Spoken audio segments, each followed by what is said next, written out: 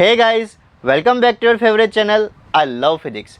This is Avinash Patel and yes, today we will discuss about the most important invention of modern energy technology and that is solar cell. जी हाँ, आज हम बात करने वाले हैं solar cell की, जिसको हम हर घर की छत के ऊपर देखते हैं। इतना ही नहीं, हर एक इंडस्ट्री आजकल सोलर पावर यूज़ करने की शुरुआत करने जा रही है। खेतों के अंदर भी आजकल सोलर एनर्जी यूज़ हो रही है।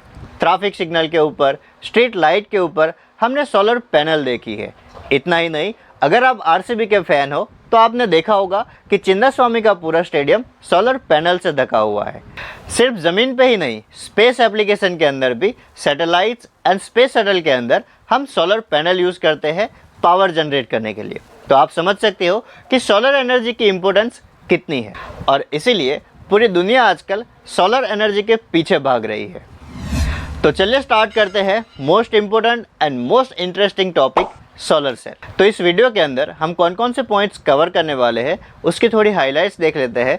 तो सबसे पहले हम बात करेंगे प्रिंसिपल की, मतलब कि सोलर सेल कौन से प्रिंसिपल पे वर्क करता है, कौन से सिद्धांत पे काम करता है, उसके बारे में जानेंगे। उसके बाद हम डायग्राम देखेंगे जो कि मैंने ऑलरेडी बोर्ड के ऊपर ड्रॉ करके रखा है। उसके बाद उस डायग्राम के ऊपर से हम समझेंगे कंस्ट्रक्शन एंड वर्किंग कि सोलर सेल का कंस्ट्रक्शन कैसे होता है और उसका वर्किंग कैसे होता है। उसके बाद हम बात करेंगे एप्लीकेशन, एडवांटेज एंड डिसएडवांटेज। तो इतने पॉइंट्स जो है हम कवर करने वाले हैं। तो सबसे पहले बात करते हैं प्रिंसिपल की, मतलब कि सोलर सेल कौन से प्रिंसिपल पे काम करता है, कौन से सिद्धांत पे काम करता है। तो सोलर सेल का प्रिंसिपल है solar cell converts light energy into electric energy, मतलब कि सोलर सेल जो है वो लाइट एनर्जी को इलेक्ट्रिक एनर्जी में कन्वर्ट करेगा और इस इफेक्ट को बोलते हैं फोटोवोल्टेइक इफेक्ट। और यही रीज़न है कि सोलर सेल को हम फोटोवोल्टेइक सेल भी बोलते हैं। क्या बोलते हैं? Photovoltaic cell. ओके, उसके बाद बात करते हैं कंस्ट्रक्शन की। ओके, हमारा प्रिंसिपल डन हो गया, यहाँ पे समझ में आ गया होगा सबको। उसके बाद जो है कंस्ट्रक्शन कि सोलर सेल कैसे बनता है, कंस्ट्रक्शन। तो मैंने दो डायग्राम ड्रॉ करके रखे हैं। ओके, प्रिंसिपल के बाद आपको डायग्राम ड्रॉ करने हैं। तो यहाँ पे दो डायग्राम है, एक है साइड व्यू का और एक है साइड के साथ आपको फ्रंट व्यू भी दिख रहा होगा। तो ये दो डायग्राम में से आपको कोई भी एक डायग्राम ड्रॉ करना है एग्जाम के अंदर तो भी चलेगा। और डायग्राम ड्रॉ करने के बाद आपको क्या समझाना है? कंस्ट्रक्शन, कि ये जो सोलर सेल है वो कैसे बनता है। तो अगर आपको ये जो डायग्राम है वो अच्छे से याद है तो डायग्राम के ऊपर से ही आप पूरा कंस्ट्रक्शन लिख सकते हो पॉइंट बाय पॉइंट। मैं सब कुछ इस बोर्ड के ऊपर नहीं लिखूंगा क्योंकि सब कुछ लिखने जाऊंगा तो ये पूरा बोर्ड भर जाएगा और कुछ समझ में भी नहीं आएगा। तो हम क्या करेंगे, यहाँ पे जितना भी एक्सप्लेनेशन हो रहा है, मैं जितना भी एक्सप्लेन करूँगा वो सब आपको स्लाइड में शेयर करूँगा। उसका आप स्क्रीनशॉट निकाल लेना या फिर अपनी नोट्स के अंदर लिख लेना। लेकिन लिखने से भी ज़्यादा इम्पोर्टेंट क्या है कि ये सब जो प्रोसेस है, ये सब जो वर्किंग है, कंस्ट्रक्शन है, ये आपके दिमाग में घुस रहा है कि नहीं, आपको समझ में आ रहा है कि नहीं। ओके, अगर आपको ये समझ में आ गया है उसके बाद आपको थियरी की भी ज़रूरत नहीं पड़ेगी, आप अपने हिसाब से थियरी बनाकर लिख सकते हो। ओके, तो इम्पोर्टेंट क्या है? समझना। तो इसीलिए हम ये दो डायग्राम के ऊपर से इसका कंस्ट्रक्शन एंड वर्किंग समझेंगे। तो चलिए इस डायग्राम के ऊपर से पूरा कंस्ट्रक्शन समझते हैं। ओके, तो सबसे पहले बात करते हैं N type semiconductor and P type semiconductor. Okay, तो आप देख सकते हो कि ये सिंपल हमारा एक पीएन जंक्शन डायोड ही है, बस थोड़ा सा अलग तरीके से उसको बनाया गया है। ओके, एक तरफ है एन टाइप और एक तरफ है पी टाइप। तो ये एन टाइप सेमीकंडक्टर क्या होता है और ये पी टाइप सेमीकंडक्टर क्या होता है। ओके, इसके लिए मैं अलग वीडियो भी बनाऊंगा कि एन टाइप सेमीकंडक्टर क्या होता है और पी टाइप सेमीकंडक्टर क्या होता है। लेकिन यहाँ पे थोड़ा शॉर्ट में समझते हैं कि एन टाइप सेमीकंडक्टर क्या होता है। एन टाइप का मतलब होता है कि ये सिलिकॉन का क्रिस्टल ही है, लेकिन इसके अंदर हमने कुछ इम्प्योरिटी ऐड की है। और कैसी इम्प्योरिटी ऐड की है, तो मैं यहाँ पे लिखता हूँ N type. Okay, N type के अंदर हम इम्प्योरिटी ऐड करेंगे पेंटावेलेंट। पेंटावेलेंट इम्प्योरिटी हम ऐड करेंगे। पेंटावेलेंट का मतलब क्या होता है कि जिसकी आउटर मोस्ट सेल के अंदर 5 इलेक्ट्रॉन होते हैं। ओके, उसको बोलते हैं पेंटावेलेंट इम्प्योरिटी। तो ये एन टाइप और पी टाइप के अंदर सिलिकॉन क्रिस्टल तो है ही, लेकिन सिलिकॉन के साथ हमने इम्प्योरिटी भी ऐड की है और ये इम्प्योरिटी क्यों ऐड की है तो वो समझते। तो जैसे कि हमको पता है कि जब हम गोल्ड लेने जाते हैं तो गोल्ड की जो ज्वेलरी होती है वो हम 22 कैरेट लेते हैं, 24 कैरेट हम नहीं लेते।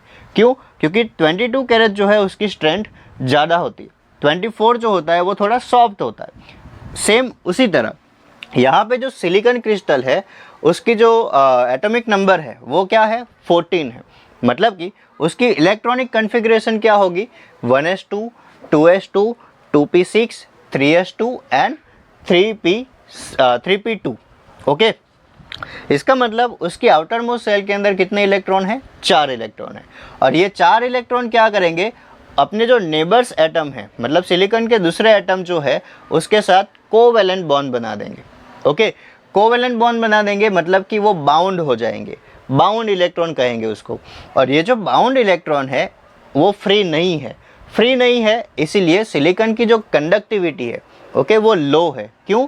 कंडक्टिविटी जो है हमें फ्री इलेक्ट्रॉन से मिलती है। तो यहाँ पे सिलिकॉन के पास कोई फ्री इलेक्ट्रॉन नहीं है।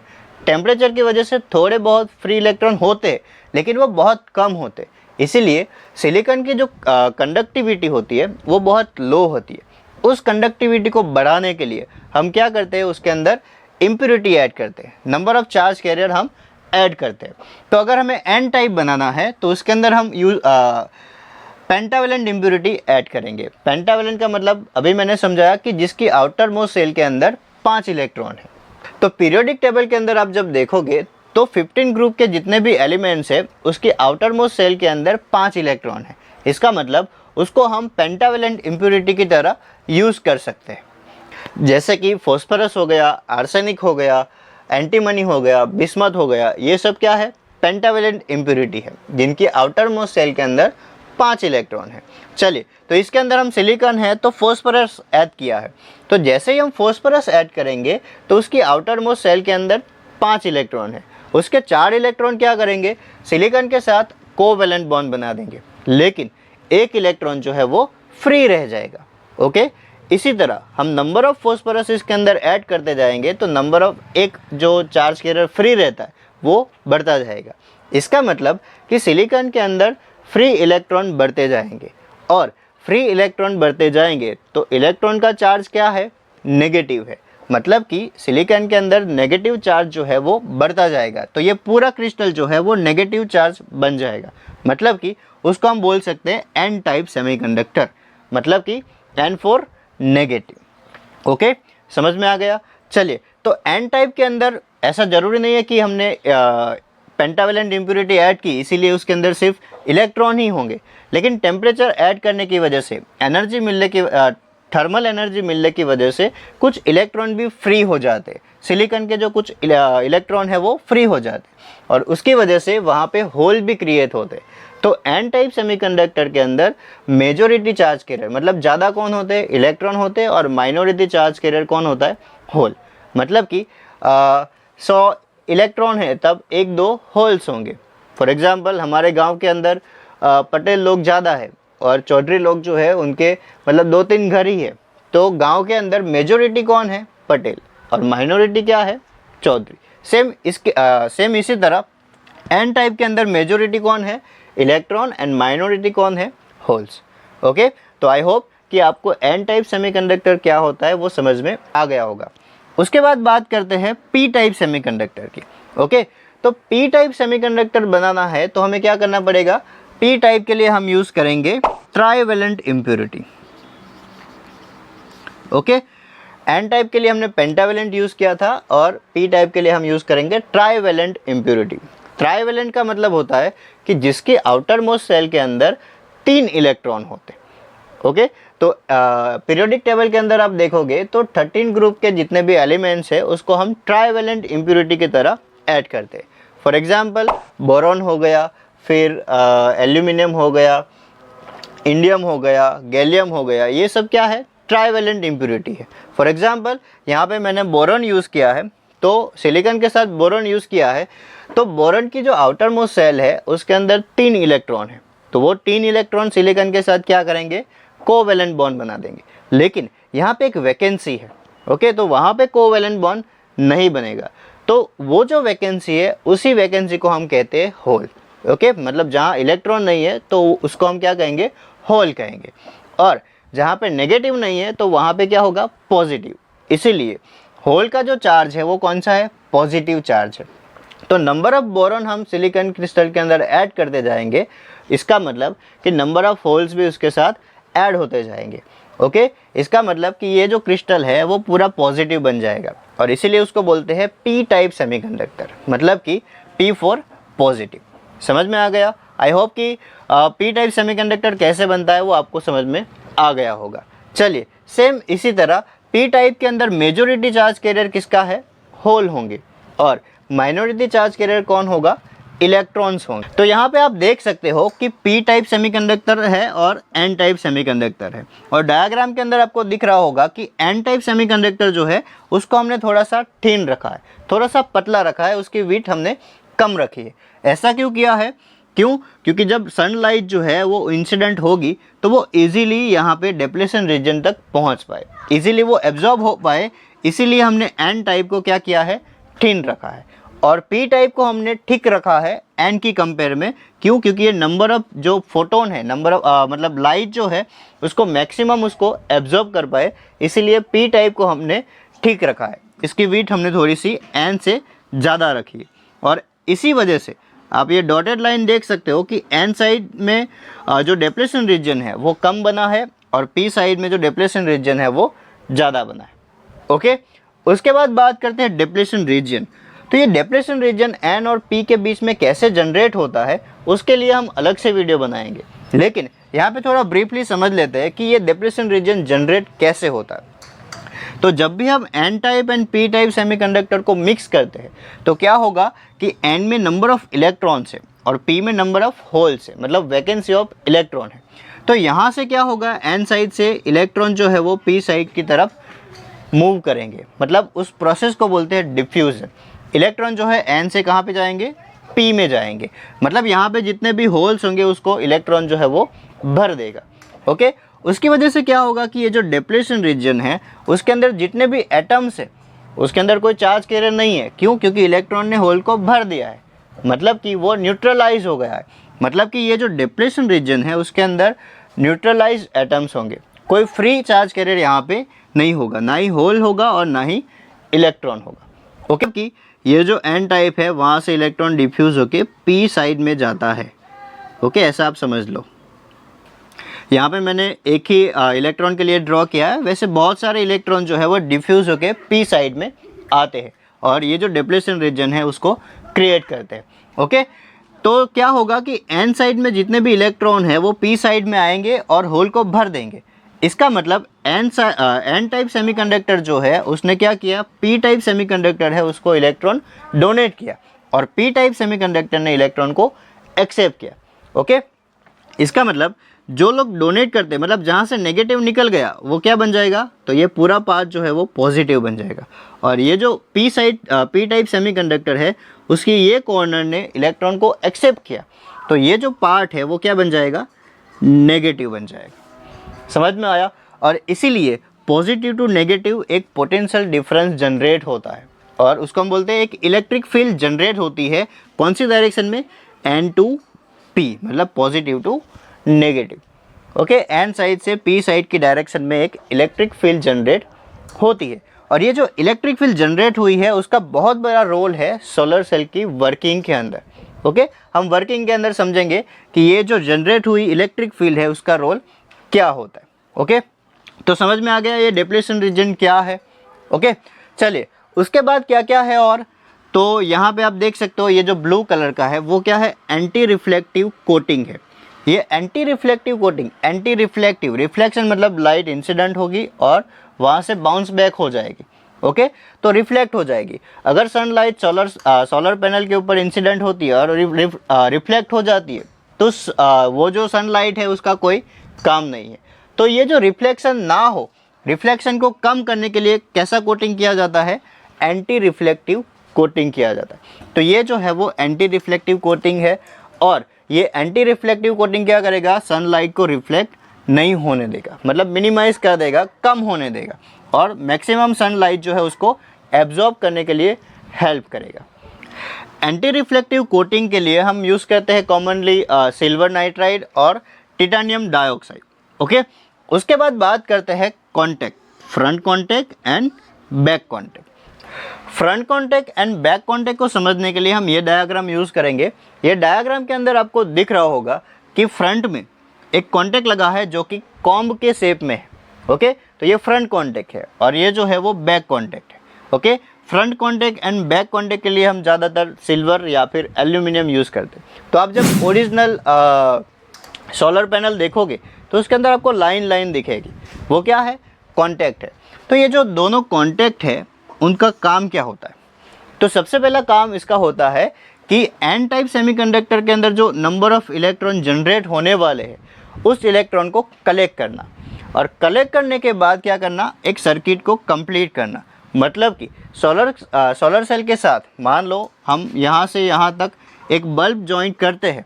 ओके, तो इस सर्किट को कंप्लीट करने का काम किसका होता है? फ्रंट कॉन्टैक्ट का और बैक कॉन्टैक्ट का। इसका मतलब सबसे पहले क्या करेगा? ये इलेक्ट्रॉन को कलेक्ट करेगा। कलेक्ट करने के बाद क्या करेगा कि ये जो इलेक्ट्रॉन है उसके साथ अगर कुछ लोड लगाया है तो उसको वहाँ से मूव करवाएगा और बैक कॉन्टैक्ट तक वो पहुँचाएगा, और ये पूरी सर्किट एक कंप्लीट हो जाएगी। मतलब कि हमारा सोलर सेल जो है वो एक बैटरी की तरह बिहेव करेगा।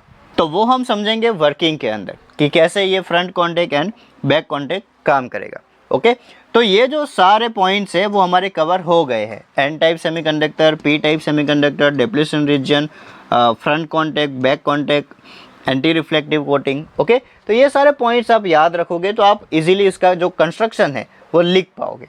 ओके, उसके बाद ये जो सोलर सेल है उसको हम एक और ट्रांसपेरेंट कोटिंग करवाते हैं। ओके, और ये जो ट्रांसपेरेंट कोटिंग है ग्लास जैसा, आप जब सोलर पैनल देखोगे तो इसके ऊपर एक कोटिंग किया होता है, और वो जो कोटिंग है वो क्यों करते हैं?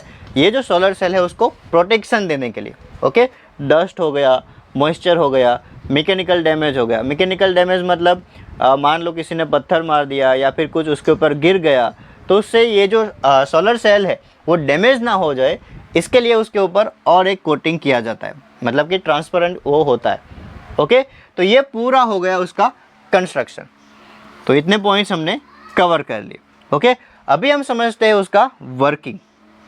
ओके, अभी हम समझते हैं उसका वर्किंग कि सोलर सेल जो है वो कैसे काम करेगा। तो ये जो डायग्राम है उसके ऊपर से ही समझना है कि सोलर सेल वर्क कैसे करेगा। चलिए, तो सोलर सेल में वर्किंग कैसे होगा? फर्स्ट स्टेप जो होगा वो क्या होगा? Strike off light. सबसे पहला स्टेप होगा कि लाइट जो है, सनलाइट जो है वो स्ट्राइक करेगी, मतलब सनलाइट जो है वो यहाँ पे आएगी। उसके बाद ये एंटी रिफ्लेक्टिव कोटिंग जो है वो उसको रिफ्लेक्ट नहीं होने देगा, कम होने देगा, और वो जो लाइट है वो एन टाइप सेमीकंडक्टर हमने थिन रखा है, इसी वजह से वो कहाँ तक पहुँचेगा? डिप्लीशन रीजन तक ये जो लाइट है वो पहुँच जाएगी। अभी डिप्लीशन रीजन के अंदर कैसे एटम है?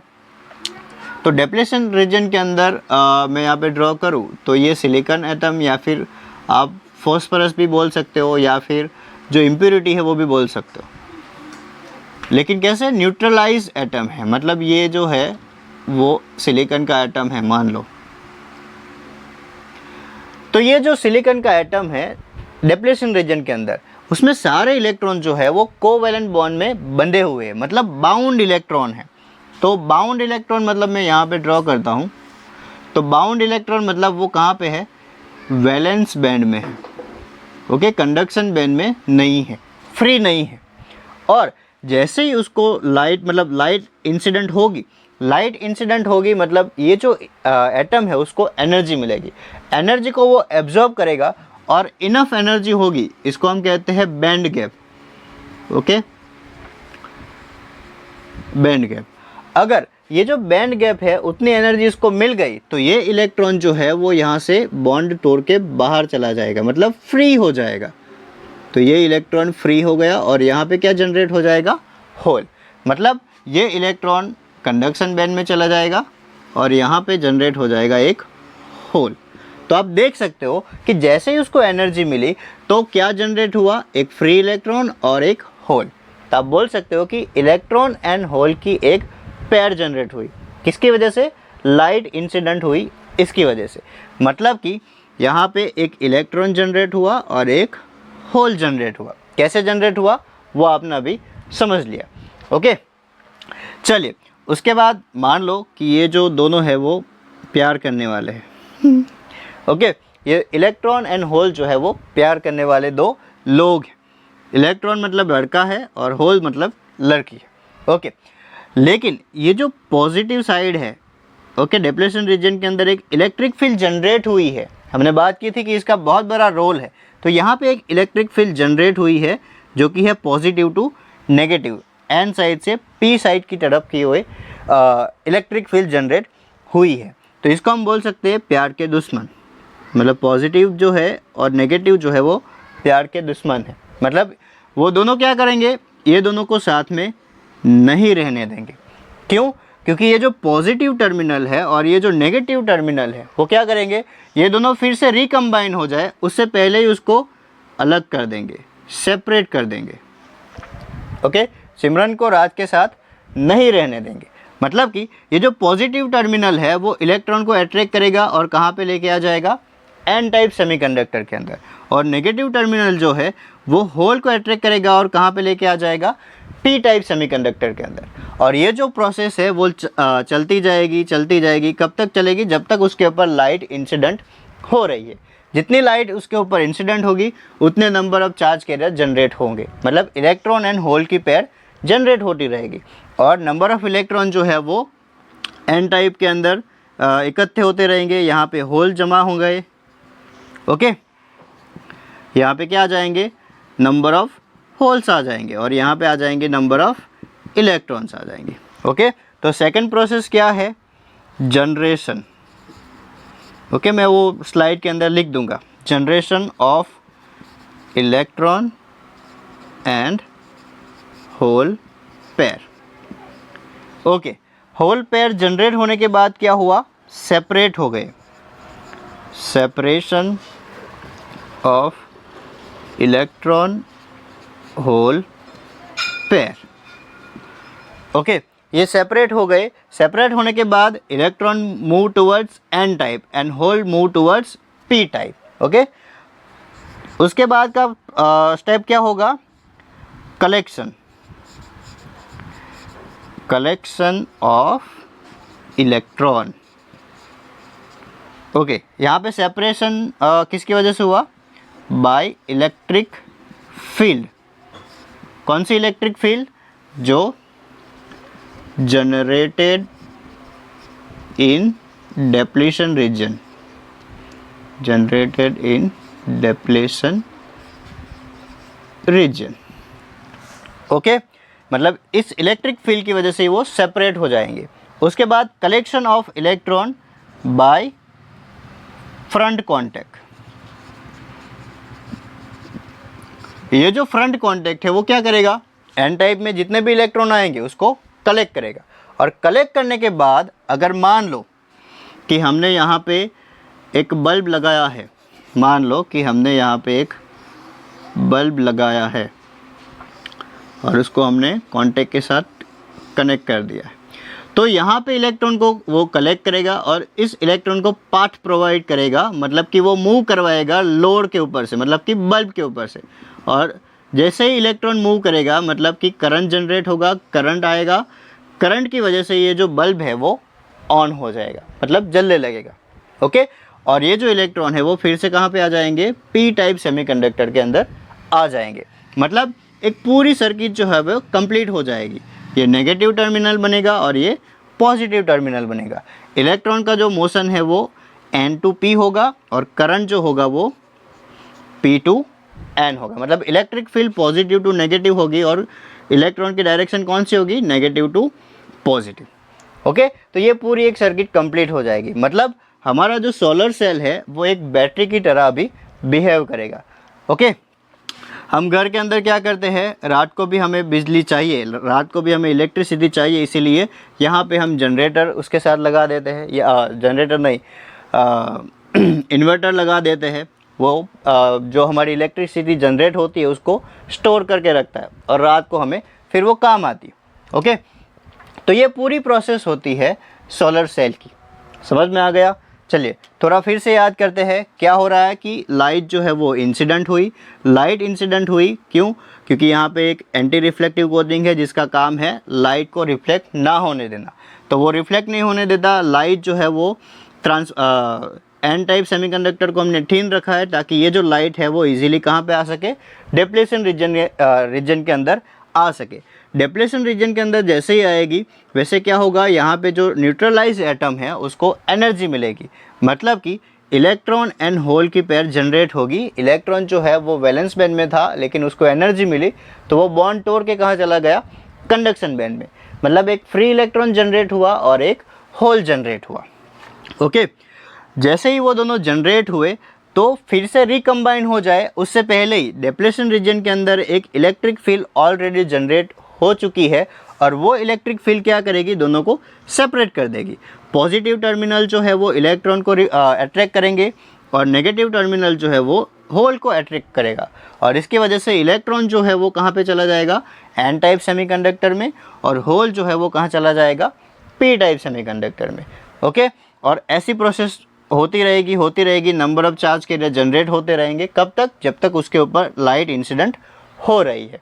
उसके बाद ये जो फ्रंट कॉन्टैक्ट है वो क्या करेगा, एन टाइप में जो इलेक्ट्रॉन जनरेट हुए हैं उसको कलेक्ट करेगा। कलेक्ट करने के बाद अगर हमने कोई लोड लगाया है तो वो कलेक्ट किए हुए जो इलेक्ट्रॉन है उसको पाथ प्रोवाइड करेगा, वहाँ से मूव करवाएगा और लोड को इलेक्ट्रॉन प्रोवाइड करेगा और यहाँ से करंट जनरेट होगा, करंट पास होगा तो उसकी वजह से ये जो लोड है मतलब बल्ब है वो जलने लगेगा और यहाँ से इलेक्ट्रॉन जो है वो फिर से कहाँ चला जाएगा, पॉजिटिव टर्मिनल मतलब कि बैक कॉन्टैक्ट की तरफ वो चला जाएगा पी टाइप सेमीकंडक्टर में, मतलब कि जहाँ पे होल्स है वहाँ पे फिर से वो आ जाएगा और ये पूरी सर्किट कंप्लीट हो जाएगी। और इसीलिए ये जो सोलर सेल है वो हमारा एक बैटरी की तरह बिहेव करेगा। तो ये होता है उसका वर्किंग। और एक बात बतानी रह गई कि कितनी एनर्जी को एब्जॉर्ब करेगा तब ये इलेक्ट्रॉन होल की पेयर जनरेट होगी। तो हमने अभी बात की कि बैंड गैप जितनी होती है उतनी एनर्जी उसको मिलेगी तो इलेक्ट्रॉन जो है वो कंडक्शन वैलेंस बैंड से कंडक्शन बैंड में पहुंचेगा। तो उसके लिए अगर इक्वेशन लिखना है तो Eg energy gap is equal to HC divide by lambda. H क्या है, प्लैंक कांस्टेंट है, C क्या है, स्पीड ऑफ लाइट है और लैम्बडा क्या है, वेवलेंथ ऑफ लाइट। मतलब कि स्पेसिफिक वेवलेंथ की लाइट जब आएगी और इतनी एनर्जी वो प्रोड्यूस करेगी मतलब प्रोवाइड करेगी किसको, इस बाउंड इलेक्ट्रॉन को, तब वो उतनी एनर्जी को एब्जॉर्ब करके फ्री हो जाएगा। मतलब इतनी एनर्जी एब्जॉर्ब करेगा और वो कहाँ पहुँच जाएगा, कंडक्शन बैंड। समझ में आ गया? तो ये कुछ ऐसा है कि वैलेंस बैंड मतलब वड़ा पाव बेचने वाले की दुकान है और कंडक्शन बैंड मतलब बर्गर बेचने वाले की दुकान है। जैसे कि मैकडोनल्ड्स हो गया तो वहाँ पे बर्गर मिलता है। वड़ा पाव जो है वो 20 रुपये में मिलता है और बर्गर जो है वो मान लो कि 200 रुपये में मिलता है। ओके, तो दोनों के बीच में गैप कितना है, 180 रुपये का। ओके, तो मान लो कि कोई रोज़ वड़ा पाव ही खाता है क्योंकि उसके पास 20 रुपये ही होते, लेकिन मान लो कि उसको भी बर्गर खाना है तो और कितने रुपये चाहिए उसको, 180 रुपीज़ उसको और चाहिए। मान लो किसी ने उसको 180 रुपीज़ दे दिए तो वो क्या कर सकता है, 20 से अभी 200 तक पहुंच सकता है। ओके, मतलब अभी वो बर्गर खा सकता है। तो कितने पैसे चाहिए उसको, 180। सेम इसी तरह ये जो इलेक्ट्रॉन है उसको इतनी बैंड गैप जितनी एनर्जी मिल जाएगी तो वो कहाँ पहुँच जाएगा, कंडक्शन बैंड में फ्री हो जाएगा। ओके, और एक इलेक्ट्रॉन और होल की पेयर जनरेट करेगा। बाद हमें बात करनी है एप्लीकेशन, एडवांटेजेस एंड डिसएडवांटेजेस की। ओके, एग्ज़ाम में अगर ये क्वेश्चन आता है तो तीनों के लिए आप 3-3 पॉइंट मतलब एप्लीकेशन 3, एडवांटेजेस 3 और डिसएडवांटेजेस 3 आप लिख सकते हो। तो सबसे पहले बात करते हैं एप्लीकेशन की। तो एप्लीकेशन हम सबको पता ही है कि सोलर सेल हम कहाँ कहाँ पे यूज़ करते हैं। तो पहला आता है रेसिडेंशियल यूज़, मतलब घर के अंदर इलेक्ट्रिसिटी प्रोड्यूस करने के लिए हम सोलर पैनल यूज़ करते हैं। उसके बाद इंडस्ट्री के अंदर पावर जनरेट करने के लिए हम सोलर पैनल यूज़ करते हैं। उसके बाद रिमोट एरियाज़, मतलब कि ऐसे एरियाज़, ऐसे गांव कि जहां पे हम इलेक्ट्रिसिटी नहीं पहुंचा सकते, वहां पे हम सोलर पैनल की मदद से इलेक्ट्रिसिटी जनरेट कर सकते हैं। उसके बाद एग्रीकल्चर, मतलब कि आजकल खेतों में भी सोलर पावर जनरेट हो रहे हैं। ओके, उसके बाद स्पेस एप्लीकेशन जैसे कि सैटेलाइट या फिर स्पेस शटल है उसके अंदर हम सोलर पैनल यूज़ करते हैं पावर जनरेट करने के लिए। ओके, उसके बाद स्ट्रीट लाइट हो गई या फिर ट्रैफिक सिग्नल की जो लाइट होती है उसके ऊपर भी हमने सोलर पैनल देखी होगी। तो ये सब क्या है, सोलर सेल की एप्लीकेशंस। इसमें से कोई भी 3 आप लिख सकते हो। उसके बाद बात करते हैं एडवांटेजेस की। ओके, तो सबसे पहला एडवांटेज है कि रिन्यूएबल एनर्जी है, मतलब कि सनलाइट जो है वो फ्री है और इनफाइनाइट सोर्स ऑफ एनर्जी है। उसके बाद है इको फ्रेंडली। ओके, तो ये जो सोलर सेल है वो इको फ्रेंडली है। क्यों? क्योंकि यहाँ पे कोई भी ऐसा हार्मफुल गैस एमिट नहीं होता। या उसके बाद उसका एडवांटेज है लो ऑपरेटिंग कॉस्ट, मतलब कि एक बार इंस्टॉल हो गया उसके बाद उसका जो मेंटेनेंस होता है वो बहुत कम होता है और उसको ऑपरेट करने के लिए हमें कोई भी फ्यूल नहीं चाहिए। जैसे कि जनरेटर है तो उसको ऑपरेट करने के लिए हमें पेट्रोल या फिर डीजल चाहिए, यहाँ पे ऐसा कुछ भी नहीं चाहिए। उसके बाद एडवांटेज है साइलेंट ऑपरेशन, मतलब कि यहाँ पे जो इलेक्ट्रिसिटी जनरेट होगी उसमें नॉइज़ पोल्यूशन भी नहीं होगा। ओके, और आप ये भी एडवांटेज में ले सकते हो कि उसका जो लाइफ टाइम है, मतलब लाइफ स्पान जो है वो उसका ज़्यादा होता है, मतलब एक बार इंस्टॉल करवा दिया फिर सालों तक वो चलेगा। तो ये सब उसके एडवांटेजेस है। और डिसएडवांटेजेस की बात करें, बराबर ना, कि सोलर सेल है तो इसके मतलब एडवांटेजेस ही है ऐसा ज़रूरी नहीं है, उसके कुछ डिसएडवांटेजेस भी है। तो डिसएडवांटेजेस में सबसे पहला है कि हाई इनिशियल कॉस्ट। हमने बात की कि आजकल सब लोग सोलर एनर्जी यूज़ कर रहे हैं, लेकिन हर एक घर के ऊपर मतलब हर कोई उसको एफर्ट नहीं कर सकता, मतलब कि उसका जो इनिशियल कॉस्ट है वो बहुत ज़्यादा है। उसके बाद दूसरा उसका डिसएडवांटेज है वेदर डिपेंडेंट, मतलब कि सोलर सेल जो है वो वेदर के ऊपर डिपेंड रहेगा, मतलब सनलाइट होगी तो ही इलेक्ट्रिसिटी जनरेट करेगा, रात को इलेक्ट्रिसिटी जनरेट नहीं करेगा। और इसीलिए उसका तीसरा डिसएडवांटेज है कि एनर्जी स्टोरेज रिक्वायर्ड, मतलब कि रात को इलेक्ट्रिसिटी यूज़ करने के लिए हमें उसको स्टोर करना पड़ेगा, तो एनर्जी स्टोरेज भी वहाँ पे रिक्वायर्ड है। उसके बाद और एक डिसएडवांटेज है लो एफिशिएंसी, मतलब कि सोलर सेल जो है वो जितनी लाइट एनर्जी एब्जॉर्ब करता है उतनी ही लाइट एनर्जी को वो इलेक्ट्रिक एनर्जी में कन्वर्ट नहीं कर पाता। बहुत कम लाइट एनर्जी को वो इलेक्ट्रिक एनर्जी में कन्वर्ट कर पाता है और इसीलिए बहुत कम इलेक्ट्रिसिटी जनरेट करने के लिए हमें बहुत ज़्यादा सोलर पैनल लगानी पड़ती। और यही रीज़न से और एक डिसएडवांटेज आ जाता है लार्ज एरिया रिक्वायरमेंट, मतलब कि बहुत कम इलेक्ट्रिसिटी जनरेट करने के लिए हमें बहुत ज़्यादा एरिया के अंदर सोलर पैनल लगानी पड़ेगी। ओके, तो ये सब हो गए सोलर सेल के डिसएडवांटेजेस। तो सोलर सेल के सिंबल की बात करें तो ये सोलर सेल का सिंबल है, जहाँ पे 2 एरो जो है वो दिखा रहे हैं कि लाइट जो है वो इंसिडेंट हो रही है। ओके, तो यहाँ पे हमारा सोलर सेल का टॉपिक कंप्लीट होता है। थोड़ा याद करते हैं कि कौन कौन से पॉइंट्स हमने कवर किए। तो सबसे पहले हमने बात की प्रिंसिपल की, उसके बाद डायग्राम देखे और उस डायग्राम के ऊपर से हमने कंस्ट्रक्शन समझा और वर्किंग समझा और लास्ट में एप्लीकेशन, एडवांटेजेस एंड डिसएडवांटेजेस समझे। ओके, तो यहाँ पे मैंने जो भी एक्सप्लेन किया वो थियरी आपके साथ शेयर कर रहा हूँ, आप उसका स्क्रीनशॉट ले लीजिए या फिर अपनी नोट्स के अंदर लिख लीजिए। ओके, और हाँ, ये वीडियो लेक्चर आपको कैसा लगा कमेंट में ज़रूर बताइए। तो मिलते हैं नेक्स्ट वीडियो के अंदर। Thank you.